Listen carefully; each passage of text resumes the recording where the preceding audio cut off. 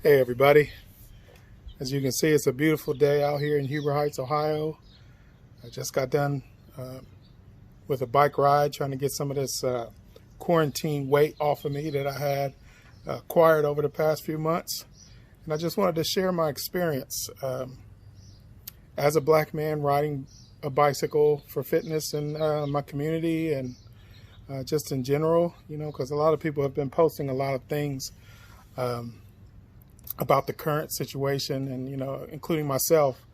I think it's important, as believers in Jesus Christ, that we stand in love on the side of justice and truth and equality and compassion for all people, and try our best to see both sides of everybody's situation, including people who may have harmed us directly or indirectly. Um, but typically, I started riding my bike for fitness last year, and I got up to about 10 miles a day, and it was a very proud accomplishment for me. Um, but what I would experience riding my bike in my community, um, a lot of times I would get a lot of stares. Um, some people would cross the street when they would see me coming, and um, police would take an extra long look at me, and um, a lot of times people would pull out into the street in front of me and see me coming and make eye contact with me, and um, I have no regard for my right of way or my safety as they're merging into streets that I'm riding on the sidewalk in, and somewhat dangerous. And it all amounted to a feeling of disregard for me as a person, as an individual. It just feels like riding a bike while black is something that is just stayed in the back of my mind while riding here in Huber Heights. And not that anybody shouted anything obscene. I mean, I've had a few instances where I was riding and a guy drove by me and just aimed a gun at me like he was shooting me. Feel free to infer whatever you feel that means. I know to me it felt like a threat. Had a sanitation worker. The sanitation worker with his garbage truck about hit me. I had to swerve out of the way. And when I did like this to point to him he needs to watch the road, he almost jumped out of his truck, and he had a pipe in his hand, and he said he was going to shoot me and all kinds of stuff like that. It's, you never heard me really complain about it before, because honestly, it's just for the majority of black Americans, it's just normal, and it shouldn't be normal. But it's unfortunately our reality. I try to, as I said before, look at other people's perspective, but when it's a constant way of life for you, you find it difficult to see the best in situations like that. But I want to talk about my ride today. My ride today was different. My ride today, instead of looks of fear and purse clutching and door locking and police stares, I got more waves. People were more courteous in their vehicles while I rode on the sidewalk.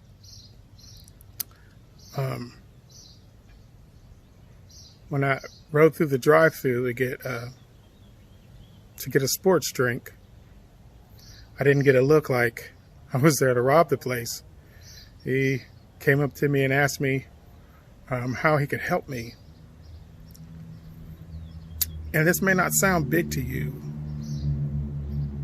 but it was a dramatic difference from what I'm used to. In this country, as a black male, a man of color, we seldom get the benefit of the doubt. People, they can see the cross, they can see the Christian t-shirts that I often wear, and don't take that into consideration first.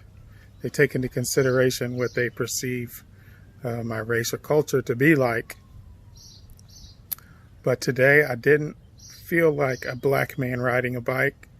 I felt like a man riding a bike. And I just want to give God all the glory for that, because as small of a detail as that may seem to you, it was a peak of hope of what this country can actually be for me and my family and my children and my friends and my relatives that just wasn't there before. And we've been beyond hopeless that things could change, because it's so baked into the culture of our country. Not so much accepted, but just a deep-rooted reality. And like I said before, it was our normal. And if we don't open our eyes to see the good things that are going on, we'll just focus on the bad things. And yes, there are plenty of bad things that go around, and plenty of spiritual wickedness in high places, and plenty of people taking this opportunity to sow division and havoc and chaos and more racial separation and more racial mistrust and more mistrust between police and for citizens. But you've got to always look for God's hand, even in the darkest of situations, because that's when He's the strongest.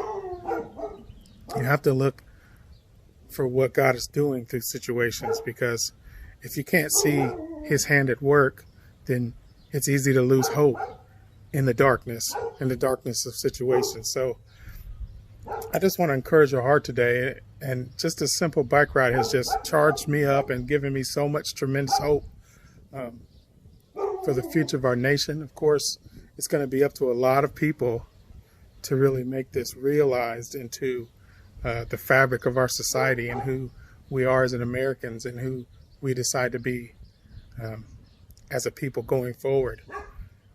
It's going to take a lot of people of a lot of different colors and cultures, and a lot of people of different statuses, and a lot of people in power to really see that the stories that you hear your black friends and neighbors and coworkers tell of racial injustice, we're not just crying about it. This has been our reality for as long as we've been alive, and our parents and their parents and 4, 5, 6, 7, 8 generations of black people in America. It's always been our reality. And although it has been better, in some ways it's gotten worse, because it's not so much out in the open as it once was. And we started to see a resurgence of the racism coming back out into the open.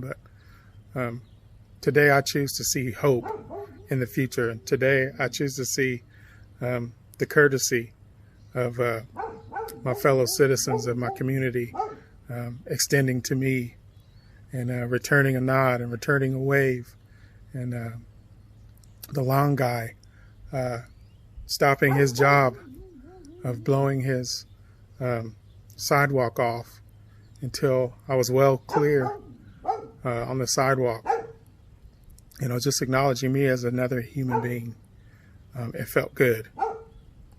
And I would love to see more of that, not only for myself, but for future generations of this country.